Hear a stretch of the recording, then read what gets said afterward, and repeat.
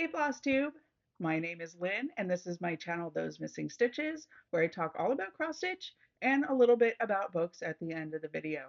Today is Friday, February 7th and this is my Flosstube number 26. I'm filming a little later than I normally would. I typically like to film around the first of the month, but I did get a rather nasty cold at the end of January. So it's really affected my stitching. It's affected that I really couldn't shoot a video.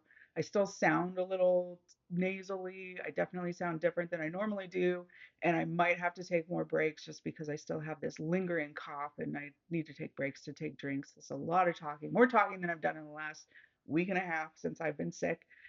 My son first got it, came home from school 2 weeks ago today and said, I don't feel so good. And then my husband got sick the next day. And I was past it a few days and thought I could beat it. And I was past it. And then I stayed up way too late reading and then I got it that night. So I have been suffering for sure, but I'm definitely on the mend. I hope everybody out there is staying healthy and doesn't catch whatever this was because it was nasty. So, on that note, today I do want to talk about. I have some Flosstube shout outs. I have my whips to go through on everything that I worked on in January. And then I have books. I did read a lot of books in January. So, I will go over that at the end, and you can stick around if you're interested in that. So first, let me talk about my Flosstube shout outs. I wanted to have a shout out to B&E Stitchery. I met both of these ladies virtually during Jingle Ball, and they were very fun to have in the room and very fun to talk to and look at what they were working on. I do enjoy their floss tubes, and we have some projects that are the same. So some similar tastes. If that's something that you're interested in going and checking them out, I will link them down below. And then I also wanted to have a shout out to Stitchy Reese Pieces. And first of all, very clever name. I think her last name is Reese. So she's Stitchy Reese's Pieces, which is very clever and cute. We also have very similar tastes in some of the projects that we're working on. And she has a mix of full coverage and non full coverage, as well as several projects from kits. And I'm getting back into kits. So this is exciting to see other floss tubers using kits as well. So go check them out. I will link both of those down below if that's something you're interested in. So as usual, I will go through my whips and talk about my stats for January. In January, I worked on 11 projects. I had a total of 29,474 stitches. I had one finish, yay! And then I have one new start and two restarts. First of all, I want to say an extra special thanks to the viewers from my whip parade from last month. I'd asked for comments about, I was really struggling with um, Kingdom of Books. It's in a kit and it's really hard to read the pattern. And I just asked for feedback, and several people left comments and reached out, even via email or via DM, and gave their suggestions or gave people to talk to. And one of the suggestions was Crafty Emily, and I did reach out to her via DM, and she was very helpful and very supportive. And you'll see later, one of my restarts may have kind of pushed me towards that one. So thank you, Emily. And then everybody else that commented, I'm really just blown away by this community and how much everybody helps and reaches out and wants to support each other. So thank you, everyone who participated in that. One of the people that actually reached out, I wanted to say an even extra special thank you to Beth Leota, who is one of my viewers that I've been chatting with for several months and talking about full coverage. And she really wanted to try full coverage, and I'd given some suggestions. And she had said it eventually, she said, it's really just not for me. I have all this gridded fabric. Do you want it? And a few months ago, she sent me all of this just giant box of gridded fabric. So, extra special thank you to Beth. All of my full coverage pieces that I've started over the last 3 months are on fabric that she sent me. So, I'm very thankful. I've been really into full coverage, I think, because I've had all that fabric in my stash now that she sent it to me. I keep forgetting to thank her, and she said, no problem. Very sweet about it, but I really want to reach out now, Beth. I'm remembering this time. Thank you very much. I really appreciate it. Okay, so now for my whips. Let me get into my stats. Let's go with my finish first. So my finish is Busy Hands, Happy Heart. This is by Hello from Liz Matthews. I stitched it on 20 count devoted bobbin, a color from my shop, with DMC B5200, 2/1 full cross. And here is the finish. Love it. So pretty, and it's a little more navy blue or denim bluish than what's in my craft room. So I probably won't display it in here. It'll probably be something I put downstairs. I love this one. And it was a fairly easy stitch. I did have a couple of boo-boos when I first started, like way up here. So then I just mirrored it on this side and then mirrored that mistake on the bottom on both sides as well, and it worked fine. I love that one. It is a Patreon exclusive. It is not available in our shop yet, but probably will be in the next few months. Okay, next is my new start. This was my new year, new start. I had shown on my last video that I received the Luca S kit for New York for Christmas from my husband, and this was my New Year's Day new start, starting with the kit, but I threw out the fabric, not threw out the fabric.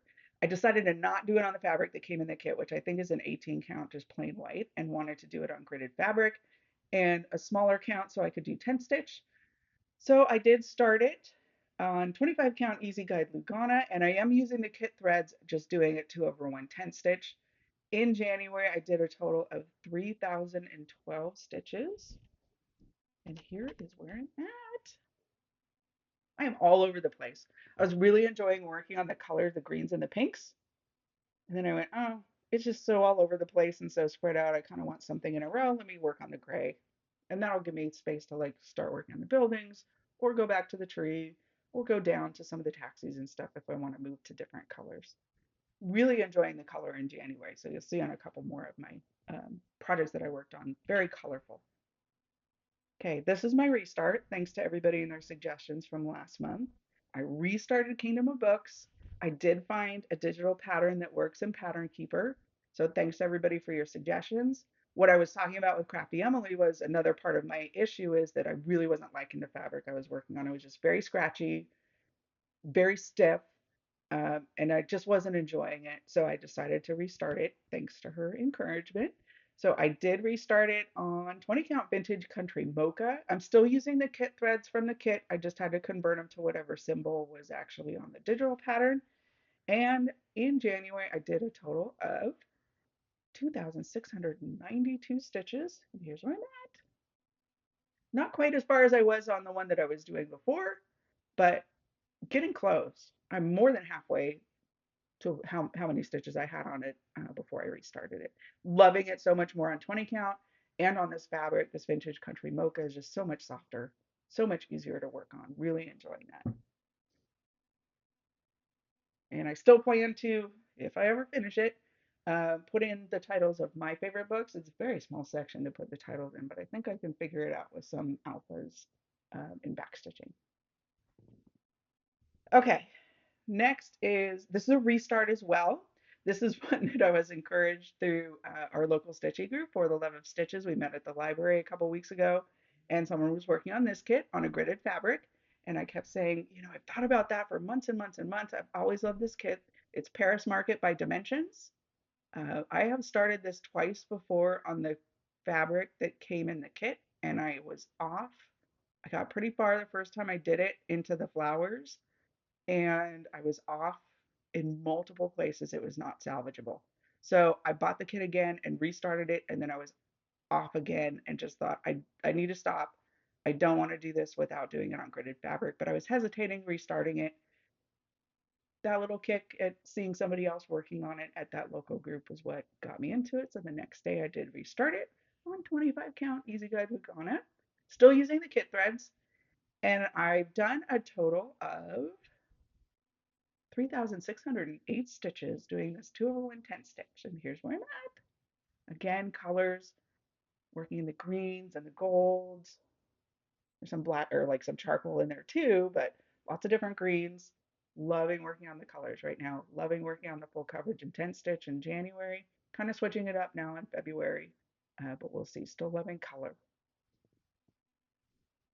Okay, now we'll just go through my regular stuff that you've seen before. This one is 324 by Works by ABC. I am stitching this one on 25 count silvery moon Lugana. Here's where I was the last time I showed this. The reminder came up on Instagram yesterday that if you were doing the 324 Sal, which is when I started it on March 24th of last year, with the goal of doing one square-ish per day, that you should be done by February 11th. I am not going to be done by February 11th, but I'm very, very close. I should be done by um, March, before the end of March-ish. That's my goal, to be done before March 24th, and I'm on track for that. So here is where in January, I did an additional 1,512 stitches. So now in total, I'm at 12,359 stitches for 83.78%. So very, very close. Stitching this one with the called for DMC, 1/1 full cross. And here's where I'm at. So close. So excited to have this one done. And I already have plans for another colorful like band sampler once I'm done with this one. Okay, next is An Enchanted Place by Stitches So Beautiful. The artist is Edgar Jose Rosa. I'm doing the cropped version of this pattern along with who's Stitches with Ebony is also doing this, and several other people are doing the cropped version, and some people are doing the full version as part of a sal. I am stitching this one on 25 count Easy Guide Lugana 2/110 stitch with CXC threads. Here's what I was the last time I showed this. In January, I did an additional 2,769 stitches, and now I'm at 5,478 stitches for 10.36% of the cropped version that I'm stitching. So here's where I'm at. Again, colors. Loved all the pinks and the blues, and oh my goodness, I love this one. So soft and subtle and just pretty colors. So like working on that one. Next is Black Roses by Owl Forest Embroidery. I am stitching this one on 20 count Celebrating Sealy, which is a color from my shop on Ada. And here's where I was the last time I showed this. I'm stitching this with Pirate Robin Designs Imperial Purple Floss. In January, I did an additional 1,694 stitches. Now in total, I'm at 3,674 stitches for about 10%. It's not fully Pattern Keeper compatible uploading the pattern, so I'm not entirely sure of the full stitch count, but that's probably pretty close. So here's where I'm at now. So pretty. Love how this one is coming out with that imperial purple. It's like a very, very dark purple. In some ways looks almost charcoalish, in some ways looks black, but it's when you're looking at it in person, it is just a very deep purple. Love how that's coming out. Lots of people are stitching this one right now, and I've seen like black with like red roses. I've seen multicolor. I've seen all black. I've seen just a lot of variations that are all just gorgeous. So I love this one. Love seeing all the different creative ways that people are stitching it. And there is a sal for that one. I think it's called Black Roses Sal if you want to participate in that one. Next is Night Circus Lovely #7. The artist is Jessica Jackson, and it is charted by the Sewing Shop Inc. I am stitching this one on 25 count Easy Guide Lugana with the called for DMC 3/110 stitch. Here's where it was the last time I showed this on a video. And in January, I put in an additional 3,253 stitches. In total, I'm at 43,177 for 27.12%. Here's where I'm at now. Just fill in, fill in, fill in. Go to the next color. It was color completing at first, so I think I did all the black first, and then I did 939 or something like that. And then now I'm kind of going all over the place, just filling in wherever I want to fill in. Love this one. Love how it's filling in. Love her face. I really want to fill in the rest of her face, but we'll see. It's a lot of white in there. Okay. Next is Saga. This is by Long Dog Samplers. I am stitching this one as part of the Long Dog Leap Day sal with the idea that you would start it on Leap Day and have it finished by the next Leap Day. I am definitely not on track for that, but I'm still enjoying working on it. I am stitching this one on 20 count Lugana in the color sensitive Sylvie from my shop. I am stitching it with DMC 930 and 931, 2/1 full cross. Here's what I was the last time I showed this. Did very, very little in January, but getting a little progress at least pulling it out still. I did an additional 662 stitches, and now in total I'm at 17,652 stitches for 16.98%. Here's where I'm at now. Just working on a little bit across, finishing some of those arches in the bottom. I think part of it is that I'm just a little tired of blue, wanted some more color. But now that we're getting into February and coming into spring, and I'm sure I'll be changing things up and be back into blue again. Okay, next is winter solstice. This is also on this is on Sensitive Sylvie, the color from my shop, on 25 count Lugana. The artist is Joan Elliott Designs, and I'm stitching this one with Silks for You PR070. They're black silk, and it's 1/1 full cross. Here's where I was the last time I showed this. I think it's been almost a year. I think it was last January or February. This is the last time I worked on it. So it's been quite a while. But I did pick it up again, and in January I did an additional 1,357 stitches. And here's where I'm at now. Love it. So intricate on this 1/1 on 25 count. Love how it's coming out so small and petite like that. It's just beautiful. Okay, last but not least, the Grand Library. This is the regular size max color version. The artist is Amy Stewart and it's charted by Heaven and Earth Designs. I'm stitching this one on 18 count Easy Guide Lugana 2/1 full cross. And here's what was the last time I showed this. I decided to change up my method a couple months ago, and instead of completing 2 pages at a time, I'm just doing some color completion of the top 5 colors and the bottom 10 colors. And in January, I had my first 0. I hit a 0 on one of the bottom 10 colors. I know it's a bottom 10, so there was only like 2 stitches to do left with that color, but it was so exciting to get to a 0 and actually see a color completed. I can't wait for the other colors to actually be done.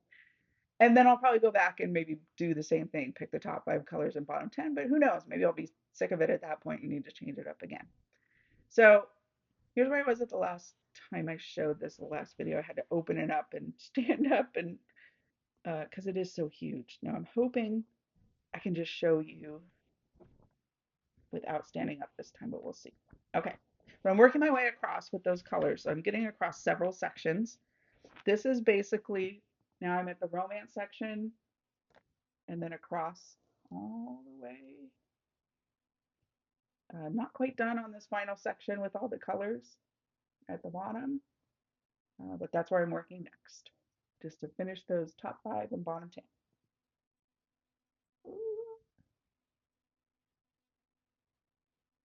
Okay. Oh, and I forgot to say, in January, I did a total of 7,086 stitches, so quite a lot of stitching on this in January.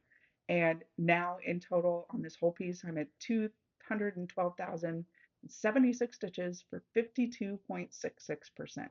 I'm hoping I can get, like 6 or 7% a year, and that way I only have like, I don't know, 6 or 7 years left. That math does not make sense in my head right now, but I'm getting over a cold, so I can't math. Okay, so that is actually it for my whips. Next, I'm going to talk about books, so if that's not your cup of tea, then please feel free to sign off, and I hope to see you next time. Please like and subscribe, and I'll see you then. Now, if you are hanging around for books, I read 12 books in January, so I have quite a lot to talk about. Um, Hopefully you stick with me. There's quite a lot. I'm going to try to go fast over some of them, but some of them deserve a little more talking because there were some fantastic books that I read in January. Okay, so first I want to start with Bride by Ali Hazelwood. This is very different from anything else that Ali Hazelwood has done that I've read at least before. She's typically in the romance genre and works with women in STEM that are very smart. Um, have these technical careers typically in science or technology, really high up and very smart women. This one was more of a romantasy that was fantasy and romance. I wasn't really sure at first when I started reading it, like, this is just not her genre. I don't know if I'm going to get into it, but within the first 2 chapters I was hooked and I wanted to finish it. Basically, there's a world, I mean, it's our world, but it's vampires and werewolves have been warring with each other for centuries.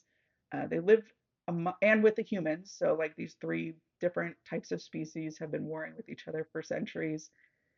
And the vampires and the werewolves come to this idea of this making this truce of like exchanging their high up valued people to basically be hostages. So the daughter of the highest vampire is married off to the alpha werewolf as part of this truce. And basically, the daughter, whose name is Misery, by the way, so that should tell you a little bit about how she's valued in her family. Her role, her whole life, has basically been the pawn to whatever politics or things are going on with her father or what's going on in the vampire world. So she's never really fit in anywhere. She's never really had like a life that's her own because she's always been this pawn for whatever is going on. So it was a little weird. There was some strange werewolf anatomy parts of the book that I had to kind of look past, but oddly it ended up working and it didn't bother me that much. It was just looking back on it, I'm like, well, that was a little weird. I don't know if I needed that, but it worked. It was good. It was, Allie Hazelwood romance, which I typically like, and she did good with putting this one together and actually doing a fantasy genre as well. Okay, next I read The Briar Club by Kate Quinn. This is taking place during the 1950s, during the McCarthy era, where everybody's accused of being a communist. And the Briar House is actually this women's boarding house in Washington, D.C. Everybody kind of kept to themselves in this house until Grace moves in and she starts a weekly dinner group that kind of grows and grows. It starts with just her and one other person at first, and then more and more people kind of get recruited in and brought into the fold of this group. So each section of the book is like the history of one of the character or one of the women that lives in this house and how it leads up to something in the present, some sort of act of violence. We don't know what's happened or who's actually the victim of the violence or who is the perpetrator of the violence, but we know something happened. We're kind of getting the backstory of each of the characters to see that essentially it could have been any of them that were the victim or any of them that were the perpetrator. So they did a really good job. And it's a great story about building bonds with women and unlikely friendships with people you may not have normally had friendships with if you don't give them a chance, and ultimately doing what is right. So, really like this one. Great job on this one. And I think it's very popular too. So, definitely recommend this one. Next, I read The Boyfriend by Frida McFadden. This one is the premise is Sydney is the main female character.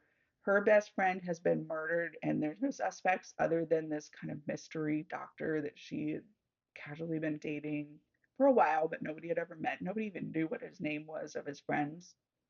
So there's no way to find him and know if he's somehow attached.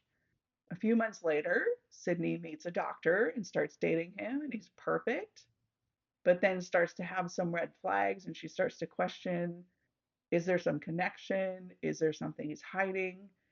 Might this be the guy that she was dating? But then she just kind of always gets drawn back into whatever, like always says the right thing or does the right thing to make up for it. So she gets drawn back in and then doubts herself and says there's no way, it can't be this guy. And then the cycle just continues.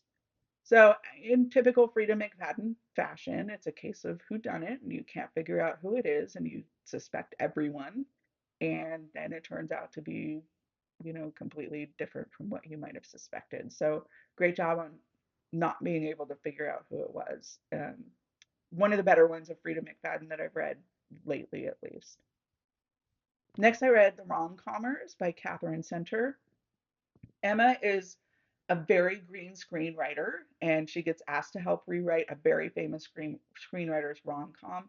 This very famous screenwriter, he's not famous for writing rom-coms. He writes, adventure and sci-fi and a bunch of other stuff, but not rom-coms, so it's absolutely horrible. And she gets brought in to try to help him, and of course he's resistant. He doesn't really want any secondary person on this, but he basically, her blatant honesty of how horrible this script was makes him kind of consider, all right, maybe I'll give her a chance. So really clever banter, and of course a lot of themes, like she's trying to teach him the themes of rom-coms at the time, like trying to help him write it, and a lot of this stuff is actually happening in their lives as she's trying to explain these different kind of themes of rom-com and things that you need to have in rom-coms for them to be successful. And Charlie is the male screenwriter that's successful. His character bothered me a little bit. He was hot and cold. Okay, needed a break there. That was a little too much talking, so I had a coughing fit. Hopefully I'm okay now. Okay, So I was saying the rom-commers that Charlie's character bothered me a little bit.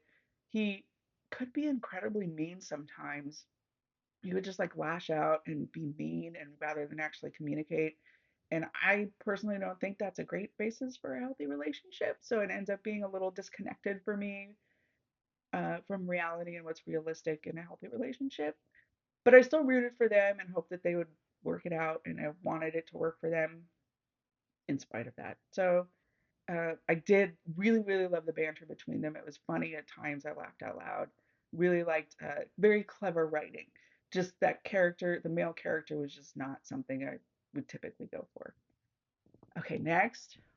This one's great. Demon Copperhead by Barbara Kingsolver. So I've heard really good things about this book for a really long time. I was just really hesitant because David Copperfield is one of my favorite books of all time, if not my favorite book of all time.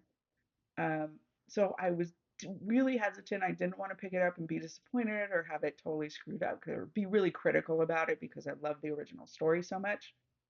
But I will say I was wrong. Very well done for Barbara Kingsolver. It's a retelling, a modern retelling of David Copperfield in the Southern Appalachians and how poverty and drug use and being abandoned and orphaned at a young age, especially in this particular area of the country, damages the young and how they carry that with them through life.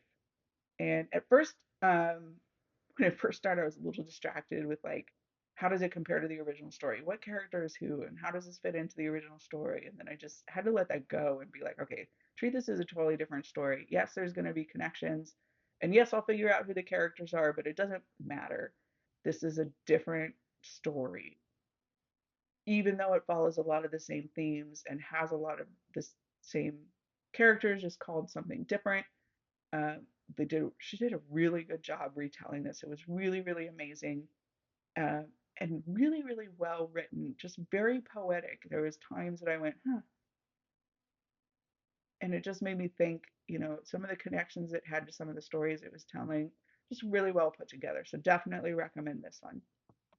And recommend the original David Copperfield, by the way, if that's something you haven't ever read.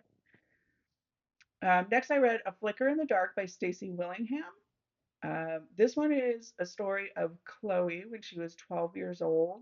There are six girls that go missing, and her father is eventually arrested and convicted for all of their murders. She's now an adult and she's a psychologist or psychiatrist, and girls start to go missing again. Her dad's still in jail, so not necessarily connected to her dad, not really sure what's going on, but there is some sort of connection to her. One of the girls that goes missing is one of her patients. Um, so there's definitely another like who done it, you can't figure out what's going on. Could be anyone. There's a lot of suspects, or is it Chloe herself? Is she going crazy? Is she somehow imagining things or doing it herself to like copycat her dad? Or there's a lot of different scenarios of what it could be, and it was definitely good the way it was wrapped up and how the story of who actually was doing it. They did a good job with the mystery part of it. Next is Better Than the Movies by Lynn Painter. I love, love, love, love rom-com, like romance movies. I love movies and I love soundtracks. So the premise of this one definitely was after my own heart. There's a young girl, Liz, who's a hopeless romantic teen, watched all of these romance movies with her mom when she was younger, and just has this idea of that's how life is supposed to be and that's how romance is supposed to be. So she recruits her neighbor, Wes, to help her woo this old friend that they all used to hang out together, Michael, who's come back into town for their senior year to finish high school. And she has this idea of, I'm going to make this perfect romantic storyline with Michael, and it's just going to be great. But of course, nothing is like the movies, and everything goes wrong with her trying to set up all of this, and learns a lot about herself and learns a lot. Like her and Wes become really good friends and learn a lot about each other and really challenge each other. And is this really what she wants, or just, you know, the idea is more um, appealing than the reality? So, like how this one ended, do not recommend reading the second book. The intro to the second book was at the end of this book on my Kindle, and I started reading the first few pages, and it almost ruined the entire first book for me. So ignore the second book. Just read the first book. It was good as it was. Leave it right there. Okay, next is The Three Lives of Kate K by Kate Fagan. Kate K is a pseudonym for an author of a best-selling trilogy, and the story is basically written like it's a almost like it's a documentary of who Kate K really is and her history of how she came to be writing under this name. No one knows, like when she's writing these books and selling these books, no one knows, only one person actually knows. I think it's her lawyer actually knows the real, like her name in real life and who she is in real life. It's completely hidden. Um, so no one knows her true names. There's some sort of tragedy in her youth that makes her actually feel like she needs to hide herself and hide her true name. So there's actually three different names. There's her original one in her youth, one that she changed it to after this tragedy, and then her pseudonym for what she writes for. So those are her three lives in the different areas that you're going through of her life and her history, through different tellings of different characters throughout this history of her life. Basically, this tragedy in her youth makes her feel like she needs to hide, and due to some of these characters that are telling this story, some unfortunate relationships that she's built since then, and some outright lies that she's been told, and misassumptions that she's holding within herself, and miscommunications throughout her lifetime. She's holding on to all this guilt with like forever, and just cannot move on with her life. So to me, it was a really sad tale of what we allow ourselves to believe and assumptions that we make about ourselves and about others that can truly be devastating. Sometimes it's just about communication is key. Next, I read The Reality of Everything by Rebecca Yarros. This is the fifth book in the Flight and Glory series. So we've already been introduced to the character of Morgan, who is the best friend of Paisley from the first book in the series. Morgan was in love with Will since they were very young, and she constantly saw him choose others, including Paisley, her best friend. But she swallowed her own feelings because she loved them so much, she wanted them both to be happy. And Paisley eventually leaves Will as well in book one and moves on, and we see all of this in book one with her romance story. But Morgan is still left with these feelings until finally Will says, okay, let's give it a try when I get back from deployment. To, like Rebecca Yarros and a lot of her romance writing, they're all military men. So he goes off to deployment, and he's calling her and sending her videos. Basically, I can't wait to be with you and I really want to try this. And he gets killed in action on deployment. And Morgan is left with her grief and her feelings about what could have been, and these deep seated anxieties over dealing with his loss, and continued lack of consideration for her feelings when it comes to the loss of him. She decides to just make a new start and moves to a new town and finds her new neighbors, of course, hot and sweet and challenging her to move past her grief and helping her through her anxieties and really encouraging her to give love a second chance. But it turns out he is also a military helicopter pilot, which is exactly what Will was and what eventually killed him. So this brings up additional anxieties for her just on the fact that this is what he does. So, of all the books in the series, Morgan's character really resonated with me. Her constant sacrifice for others' feelings and having her feelings often even not considered, and the anxiety that she experiences. This is all very personable and relatable to me. I loved how Rebecca Yarros handled that in the relationship in this book, the dealing with the anxiety and really putting someone else first over what their mental health needs are. Um, I can't say more without giving too much away, but I was really impressed with how this was handled and how this hurdle in the relationship was handled, and good communication. Again, back to that key. Okay, next I read Daisy Darker by Alice Feeney. This was a very dysfunctional family comes together for their Nana's 80th birthday on her some at her home on some remote island, and they're basically all trapped there overnight until the tide goes out. And at the stroke of midnight, someone is found dead with a poem about each member of the family and why they deserve to die too. Then the next hour, someone else is found dead, and the poem is like crossed out with that person's name. The family is left like questioning each other and who's doing it, and is there someone else, or is there someone else in the house?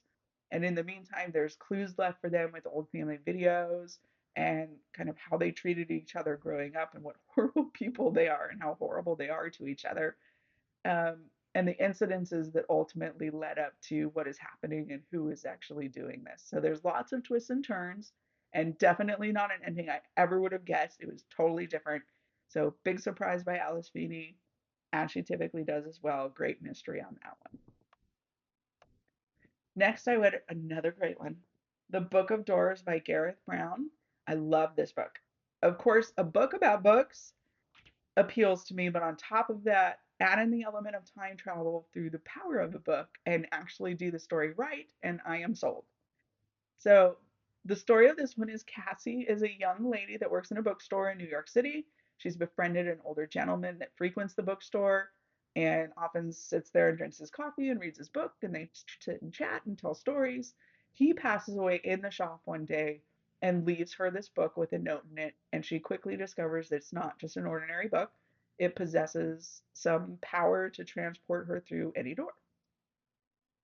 So then she shows it to her roommate, Izzy, and her best friend, and her and Izzy travel and test this out. And Izzy starts to become a bit wary and encourages Cassie not to use it anymore and how dangerous it could potentially be. Eventually, we learn her caution was well founded, and kind of about maybe a quarter or a third away into the book, it really shifts gears into this kind of dangerous, really odd, like definitely not the direction I thought it would take, but I love the direction it did take. It was not what I was expecting. Um, there's a like basically the trajectory really shifts and that's when it started to become really fascinating to me.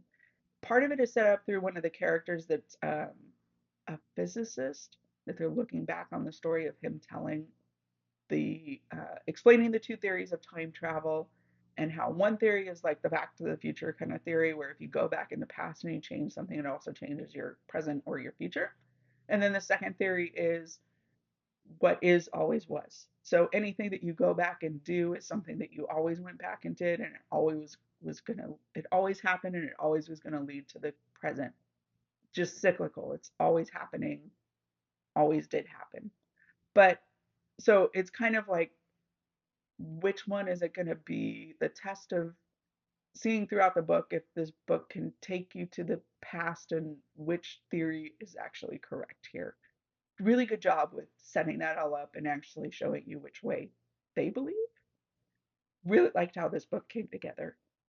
Okay, and last but not least, the book of the year for sure. There's a lot of hype about this online.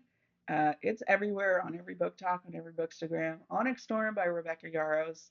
This is the book that is breaking records already, even in its first few weeks. So great job by Rebecca Yarros by really create this hype is just fantastic, and I'm very happy that she's receiving all this support and all these sales. This is the third book in the Iron Flame series, so on the fantasy side of what she writes. We're continuing the story of Violet, who's in the midst of a war with the Venom and her quest to save everyone, and not just the war, but also save her family and her friends and her dragons, and of course, her love, Xaden. There's lots of tests of her wit and strength and her resilience and some tragedy. And I would very much say this is like, if you're a Star Wars fan, this is like the Empire Strikes Back of the series. I was left very confused and with a whole lot of unanswered questions. And I know I'm not alone in that. I Googled it because this is the night when I finished it. It was the night that I felt like I was getting sick and really came down with the cold. And I thought maybe I'm just like medicine heady and I missed something. I'm going to go back and reread that last chapter. But no, I did not miss anything. There's a lot of unanswered stuff and a lot of things that are setting up for the next book in the series. So there are definitely, I mean, if you Google it or even if you're on anywhere, there's spoilers everywhere. But basically, there's lots of theories about what the unanswered questions are. And I will ever so impatiently wait for the next book to come out and hopefully have some answers to them.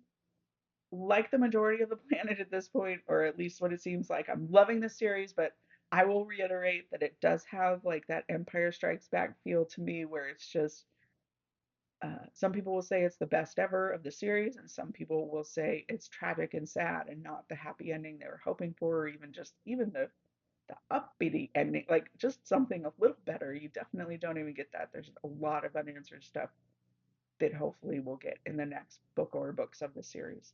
So just keep that in mind. It leaves you hanging for sure. So that was it for my January reading. Thank you again for joining me if you made it this far. I hope everyone has a fantastic month of stitching and reading, and I hope to see you next time. Bye.